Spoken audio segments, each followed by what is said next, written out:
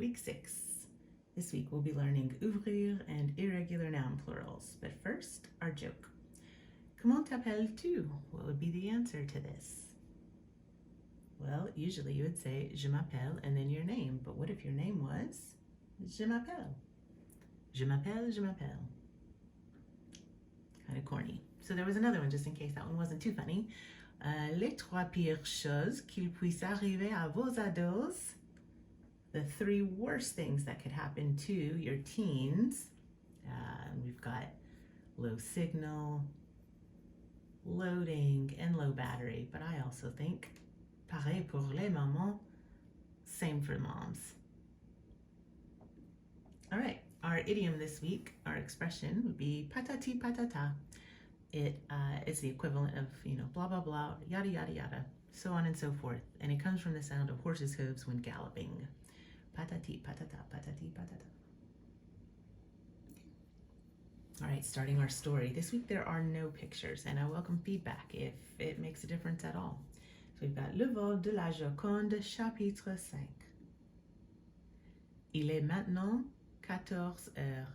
Chantal, l'inspecteur Granger et le conservateur du Louvre sont devant la fausse Mona Lisa. It is now, that would be 2 o'clock in the afternoon.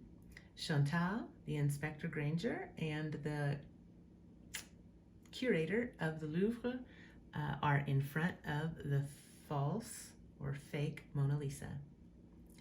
Eh bien moi, on m'y tromperait facilement. C'est une copie parfaite. Well, for me, that would be, that would easily trick me. It's a perfect copy. Presque parfaite en effet, mais regardez ici et là, cette forme-ci, l'œil droit, la main gauche, il y a beaucoup de petits détails. Almost perfect in effect. But look here and there, this shape here, the right eye, the left hand, there are a lot of small details. C'est pour cela que nous devons nous dépêcher de retrouver ce tableau. It's for this that we must hurry ourselves, the nous dépêcher, to find or retrieve the art, the painting. Si le vol était découvert, ce serait un scandale. Le scandale du siècle. Le déshonneur du musée, de la patrie.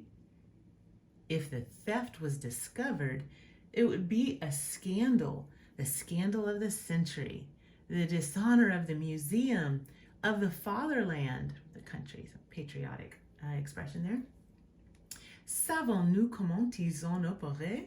Do we know how they operated or how they worked? Tout d'abord, il y a un système de surveillance électronique aux fenêtres et aux portes extérieures. Et maintenant, regardez. First of all, there's an electronic surveillance system at the windows and the exterior doors. And now look. L'inspecteur s'approche du mur qui fait face au fameux tableau. Il ouvre un panneau caché dans la tapisserie et une boîte sort du mur. Granger ouvre la boîte pour expliquer à Chantal le système d'alarme. The inspector approaches the wall that facing, in front of the famous piece or painting. He opens a panel hidden in the tapestry and takes out a box on the wall, from the wall. Granger opens the box to explain to Chantal the alarm system. Vous voyez, j'ai ouvert cette boîte avec la clé magnétique que voilà. Maintenant, pour arrêter le système d'alarme, il faut fermer le contact qui a été mis à l'intérieur de cette boîte. Pour cela, il n'y a que 3 personnes capables de le faire. Le conservateur, ici présent, le gardien-chef est le commissaire de police du premier arrondissement. Allez-y, monsieur. So you see, I have opened this box with a magnetic key that's there. So, clé, the CLEF, it's used interchangeably with the spelling of clé, the CLE with accent aigu, and this means key. And voila, there it is. And we see this, it's also an expression, it's not just like a interjection or something, it's just kind of like, is also used as like a preposition or description of a place.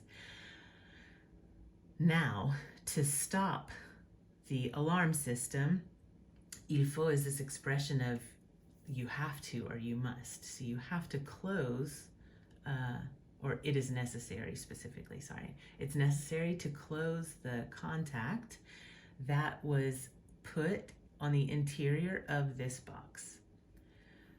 To do that, for that, there are only, do you see our negative expression that we just learned this last week? Ne que.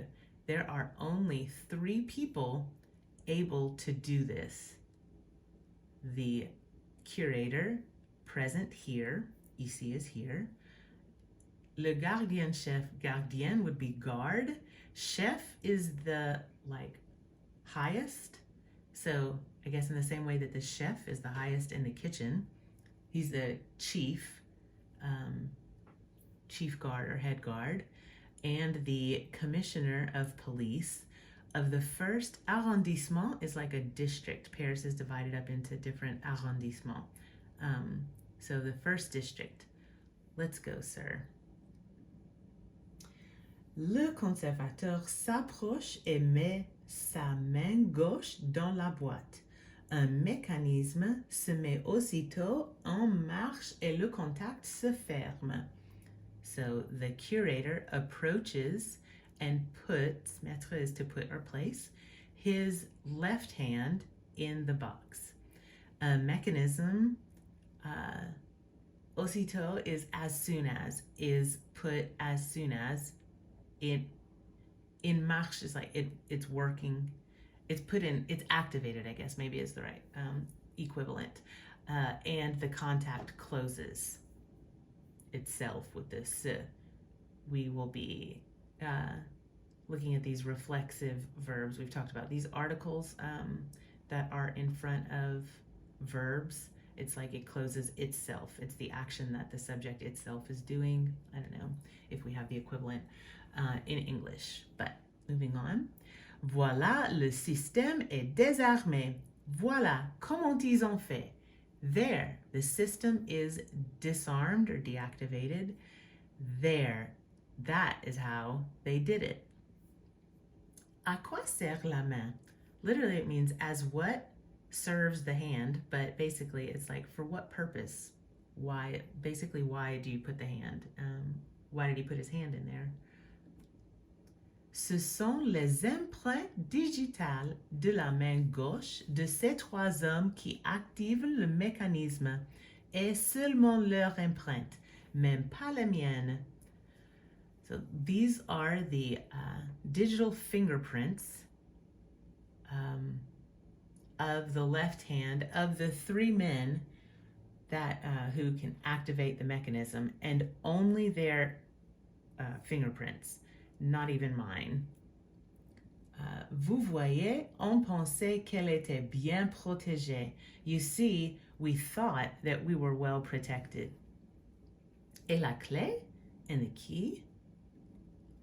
Ces 3 mêmes personnes ont la clé. These 3 people have the key. Cette clé est attachée à une chaîne qui ne quitte pas mon cou. Regardez. Le commissaire et le gardien-chef font pareil. So the key is attached to a chain. Key is used for who, or it's a subject pronoun. So it's just referring back to the noun there. That never leaves, doesn't leave my neck. Quitter is to quit. I think we've talked about that before, but to quit in the sense of to leave. doesn't leave my neck. Look. And the commissioner and the head guard are the same. Remember earlier, the pare is the same. Je fais appeler le gardien-chef. Il sera ici dans quelques minutes. So when we have faire in front of a verb, we have je, which is I, but faire gives the idea that you've had this done. Like you haven't actually done the action yourself, but you've had it done. So like if you were getting a haircut, you didn't actually take scissors to cut my hair or, to cut your hair. You had your haircut in this example. So the same idea of so appeler is to call, but he had someone call the head guard. He will be here in quelque is some. So we have quelque chose, something. Quelqu'un, someone. In some minutes. So he'll be here in a few minutes is kind of the idea. Remember, there's not always like an exact literal translation. You get the idea of it because the sentence construction is different. They use different, prepositions and things like that than we would. So, but the purpose is for understanding, right? C'est un homme très honnête, vous savez. Il est ici depuis 30 ans. So, we're talking about the head guard. He's a man very honest, He is here. Depuis is like during. When used with time, it means like since. So he's here, like he's been here for 30 years. Quelqu'un comme Z aurait payé très cher pour avoir la Joconde. Someone, comme is like or as, Z, would have paid. It's just a different tense or mood, as some verbs have. Very expensive, but you'd pay a lot to have the Mona Lisa. Vous pensez toujours que c'est lui? Do you think? So toujours is always, but basically it's the idea of like, are you still thinking that it's him? You're thinking always that it's him. Il a les contacts pour écouler la marchandise. He has the contacts too. And remember, écouler is to get rid of the merchandise. We've seen that expression in, I think, a chapter or so before. Mais qui voudra l'acheter? Tout le monde sait que la Joconde est au Louvre et que c'est un tableau volé. But who would buy it? Everyone knows that the Mona Lisa is at the Louvre and that it's a stolen painting. Du chantage peut-être? La Joconde rendue au Louvre contre une forte rançon. Et puis, il y a des fous, un collectionneur original. Quelqu'un comme Lavallière, par exemple. À propos, que devient ce cher homme? We've got Lavallière from the last chapter. For blackmail, maybe. The Mona Lisa. So, rendu au Louvre contre. The wording is a little bit, rendre is like to render or give. So, at the Louvre against a strong ransom. That's literally. So basically, he could get, the Mona Lisa would get a large ransom from the Louvre. And then there are, so fou, it'd be like crazy, silly. It could be used in different, degrees of craziness or foolishness. But there are crazy people, plural here. An original collector, like people that collect original pieces, kind of like first edition of books type thing, or the originals, not just to have a good replica. Someone like Lavallière, for example. But anyway, or by the way kind of thing. Anyway, what happened to that dear man? Chantal constate avec surprise qu'au nom de Lavallière, le conservateur a fortement rougi. Chantal observes with surprise that the name of Lavallière, basically, so a fortement is strongly, rougi comes from rougir, which means to blush. So it makes him blush a lot just hearing his name. Je ne sais pas, il y a bien longtemps que je ne l'ai pas vu.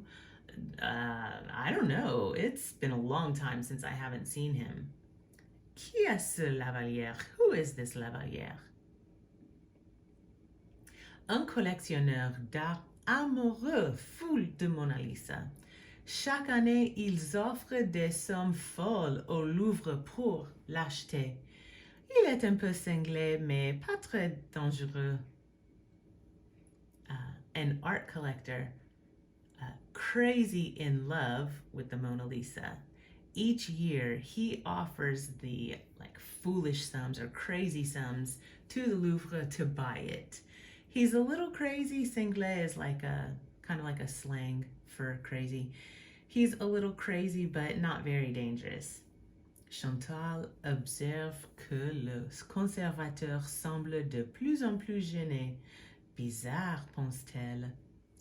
Chantal observes that the curator seems to get more and more embarrassed, or to be more and more embarrassed. Bizarre, that's strange, that's weird, she thinks. Seeing what's going to happen in the next edition. To review for your quiz this week, you may hear Quel bijou mets-tu pour une fête? I sort of forgot the question, so let's see. Quel bijou mets-tu pour aller à une fête? What jewelry would you put on to go to a party? And then when you hear the question, answer in a complete sentence. So you'd say, I wear, je mets, and then use your vocabulary. But pay attention, because our first example here, je mets des boucles d'oreilles. I wear earrings. So the des is the plural article, just like we learned the plural indefinite. We had un for masculine singular, une for feminine singular indefinite, and then we've got des for plural. So I wear some earrings. So it agrees with, this is a pair. Je mets un collier. Same thing. I wear a necklace. Je mets une montre. I wear or put on a watch. We've learned a couple of different descriptors of a watch. A watch is a watch, so you're just fine to put une montre. We learned une montre connectée, which was like the smartwatch, montre bracelet, which would be like a dressy watch, but montre is just fine. And then our negative expressions. So again, notice that is asking questions of you. So when you answer in a complete sentence, you would say I, and then for example, tu étudies l'histoire? Do you study history? And then this is exactly how it's going to be set up on the quiz. It's asking you a question, so you're going to say I is also going to give you which, negative expression you would use. So, tu étudies l'histoire? Je n'étudie plus l'histoire. I don't study history anymore. I say it like that. If we go for not any longer, I study history not any longer, but I don't, I no longer study history. Again, not an exact translation, but this is the equivalent of how we would construct our sentence in English. Tu aimes le football ou le golf? So to say, I like neither football or golf. Je n'aime ni le football ni le golf. So we've got the ne in front. It's going to be contracted because the verb starts with a vowel. Ni, and then same, you keep the article the same. So here's asking, do you like football or golf? So you don't need the or because you're replacing it with neither nor. So I Je n'aime ni le football ni le golf. There will be a little bit of, so if you think about, if you can understand the question and understand how you would answer, then it does make sense. So we don't need to, copy exactly and just insert these negative expressions. This is, conversation. So, tu veux quelque chose? Do you want something? And to say, I want nothing. So, quelque chose is something. You would answer, je ne veux rien. I want nothing. You don't need the something if you've already got the nothing, if that makes sense. And it doesn't, but that's how you would answer it. Je ne veux rien. I don't want anything. I want nothing. Tu veux encore manger? Encore would be still or again, depending on the context. But do you want more to eat? Do you still want to eat? I want nothing more. Je ne veux plus rien manger. So again, the plus rien takes the place of encore because we don't need to have, do you still want to eat? We can replace that, probably an adverb, is it? So je ne veux, I don't want, plus rien, nothing more or anything more, manger, to eat. Okay, with this, so remember too, so whenever we've got do not, we're just negating the verb. Tu nages bien? Do you swim well? If you just want to say, I do not swim well, je ne nage pas bien. This is our, kind of the first negative expression that we've learned, but we can still use it just to negate the verb. And we could still include the adverb because it doesn't change the meaning of the sentence, So do you swim well? I don't swim well. Tu fumes?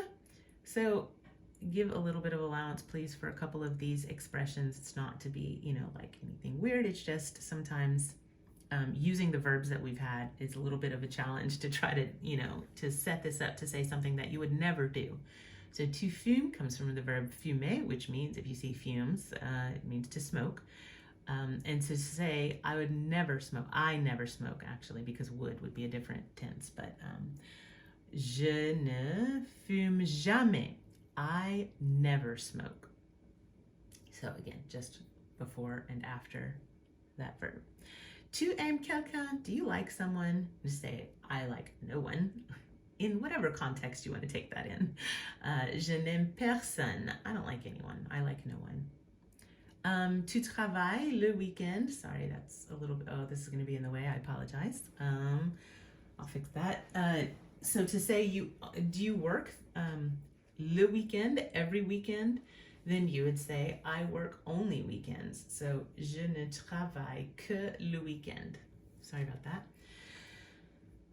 Okay, so just to kind of recap, answer your question in complete sentences for whatever question that you hear. Know how to conjugate maître. Know popular jewelry vocabulary. We're not going to go to some, crazy specific brooch or something, but just know the basics. Bracelet, chain, earrings, necklace, watch, those type things, basic ones. And then the same note for the negative expressions is just like we said earlier, a question is being asked to you, you're gonna answer it in a complete sentence. So, okay, and moving on. We have some vocabulary here. Sorry, I'm not sure what happened with my spacing here. I'm not sure if it's just because I did get my replacement computer, but it seems like it would have just adjusted, so I apologize. It's not perfect. But we've got, as you can see, à la plage, we have beach vocabulary. So we've got le parasol, which would be an umbrella, the umbrella. La vague, which would be a wave. And it looks like vague, but it wouldn't be pronounced like that. La vague. Le requin, the shark. La mer, which would be the sea. You also in your vocabulary have l'océan, which would be the ocean. I'm not sure if you have ever used it, but the feature on Quizlet that you can hear the word pronounced correctly. As someone who reads and has experienced reader problems a lot where you've read a word and you didn't know that it was pronounced a different way than what it seemed like when it read. So it'd be a good feature to use to, play the pronunciation of the vocabulary whenever you're reviewing your Quizlet cards. And we've got le sable, your favorite and mine, sand, and le maître nageur. So I think this is funny how they describe this lifeguard.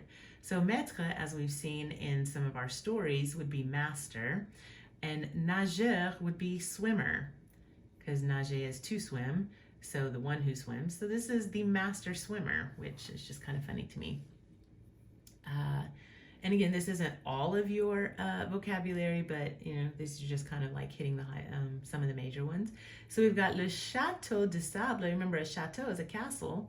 So we've got a sand castle, a castle of sand, and that is ridiculous. I've never, how could you? How could you make that? Anyway, we've got le coquillage, which is shell. Here's one to be careful of. Le seau is the bucket or pail. La pelle is the shovel. So that one could be a little confusing. Make sure you, la pelle, shovel. Le seau, bucket. And then les cailloux, a singular would be le caillou. Wait a minute. Yep, pebble head. That's why he probably got his name Caillou. But les cailloux, there you go. See here the plural. We'll be getting to that today. Just a question that we see. Que trouves-tu quand tu ouvres ton panier? What do you find? Trouver is to find. When tu ouvres, our new verb today, ouvrir, when you open your basket. So we've got le panier is our basket. La couverture de plage, couverture is a blanket. So we got a beach blanket here. And then to answer that, in using some of our partitive articles that we've been doing, we've got j'ouvre mon panier. I open my basket, et je trouve, and I find. I made a mistake because I typed it like you say it, and I forgot to put the ES here. Des sandwichs, de l'orangeade, du soda, des bonbons, et des gâteaux. I find sandwiches, remember some sandwiches, some orangeade, the very popular drink. Orange soda, du soda, some soda, some candies, and some cakes. And so we've seen here some of these are in the plural, and we're about to get to that soon. So our verb that we just used, ouvrir, is to open. These would be pronounced. So we've got j'ouvre. Again, we've got to contract because the verb begins with a vowel. It's just, the rule that it's only je that does it. So j'ouvre, tu ouvres, il, elle, on ouvre, nous ouvrons, vous ouvrez, il, elles ouvrent. So it would be ils ouvrent, elles ouvrent. All right. And then we have a couple more verbs that are conjugated like ouvrir. These are irregular verbs, so it's kind of continuing our theme over the last couple of weeks where we're learning irregular verbs, but there are a small group of them that function like this. So we've got couvrir, which means to cover, and découvrir, which means to discover. Okay, so when we look at plural nouns, we've got l'été, which means the summer, les étés, summers, la fille, the girl, les filles, the girls, le fils, the son, les fils, the sons. What do we notice in how we have made these plural? We just added S and we made the article plural. So, except for this one, which already ended in S, in which case we would just change the article. We don't need to add another S. But to make most nouns plural, add an S and use a plural article. Okay? Then we've got these words like le bureau, which would become les bureaux, which would be the office or desk, depending on the context. Le chapeau, which would be hat, les chapeaux, hats. We've seen these before when we've learned them specifically, like when we learned these like office vocabulary or well, I guess maybe it might have been school, or hats, like with the clothing vocabulary. We learned specifically how to make these plural, these exact words. But so these words are functioning. These are EAU words. And we notice that we've just added an X to make them plural and change the article, of course. We've got l'hôpital, which is a hospital. Les hôpitaux, hospitals. Le journal would be the newspaper. Les journaux, newspapers. Again, change the article. In this case, the AL becomes AUX. One little note about H in French. They've got H muet, which is like M-U-E-T. So it would be the mute H or the silent H. Or we've got H aspiré, which you pronounce the H. It could be a clue that you make the contraction because when it's being treated like a vowel because it's silent, we've got l'hôpital. So this will let you know that you don't pronounce that H. That's just a little side note because we're about to see another one. Again, here there's no need to because we've got the liaison, les hôpitaux. Okay, so nouns ending in EAU, you'll add X, then you change the AL to AUX. All right, we've got some more X here, but what do we do? So we've got le prix, les prix. No change, only the article. La voix, les voix. So prix would be price. Voix would be voice. Le nez, les nez. In these cases, they already end in an X or Z. They just don't add an S because it's silent anyway. So these, as you can see, only change the article. They stay the same. So if a noun ends in X or Z, you leave the X or Z. Okay? Les feux, fire. Les feux, fires. La lieu, the place. Les lieux, places. In these examples, you'll see if a noun ends in EU, you add X, with the exception of le pneu would become les pneus. As you can hear, you pronounce the P. This is the tire, like a car tire or something.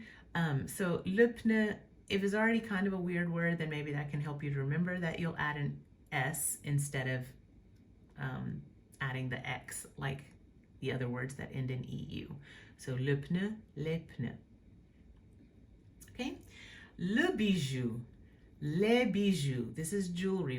So this is the jewel, this is the jewels, or jewelry, plural. Le caillou, we just had the pebble.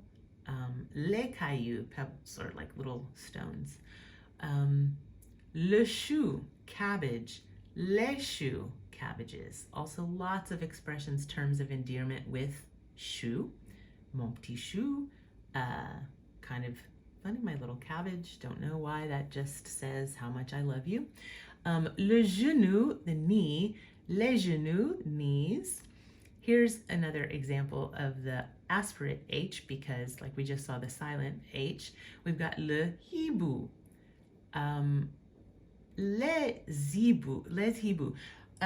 This is kind of weird because whenever you look up, if you ever have a question, you can look up at wordreference.com.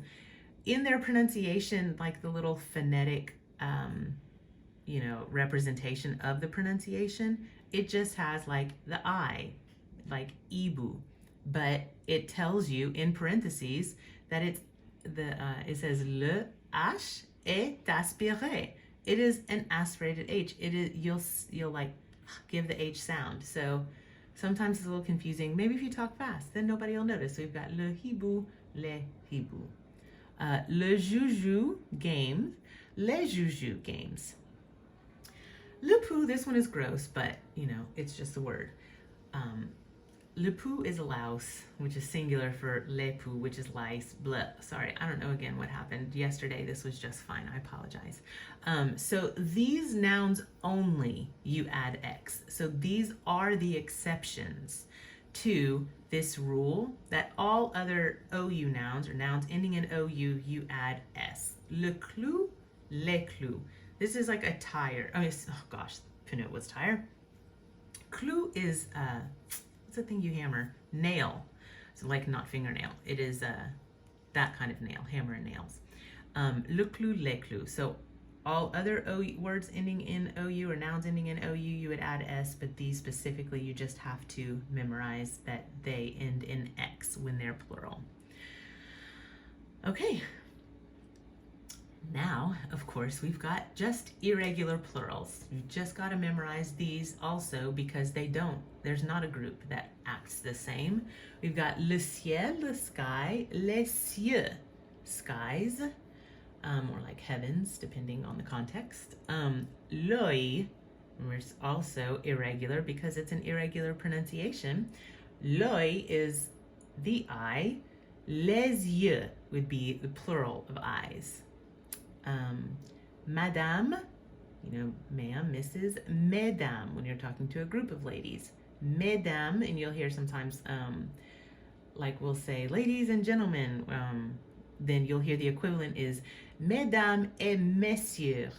Not skipping over mademoiselle. They don't use it as often, obviously, because you're only talking to, you know, younger girls. Like probably oldest would be teenager. Mademoiselle, mesdemoiselles. The plural is kind of the changes in the front, plus these have an S at the end. But so monsieur, messieurs. And these are only plural. Les cheveux is hair. It will not, unless you wanted to, even if you said a strand of hair, it's still like a strand. Des cheveux. So we've got cheveux is hair. Les ciseaux, excuse me, you would see if this meant horse, because cheval is horse, les cheveux. I'm going to double check the spelling, but obviously you could tell by the context. Are they talking about horses or are they talking about hair? Okay, les ciseaux is scissors. Les lunettes, sunglasses. So these are always going to be plural. Les mathématiques is, I believe, a European thing because I've also heard British people refer to maths, where they just make it plural. Les vacances. So if you only had one day off, then that would only be, you know, un jour congé, a day off, or les jours fériés, which would be like those holidays off. So vacances is always plural because it's a vacation if you have more than one day. One day off is not a vacation. Kind of makes sense to me. And then les Martins is how you would refer to the whole family. So where we tend to put, we make plural the family name. We say the Smiths. Mostly also because we don't have a way to make articles plural. But it would be like the Martin family would be les Martins, les Smith, les Davis, as opposed to Davises. So, okay, and that wraps up our lesson for today. If you have any questions, please don't hesitate to contact me.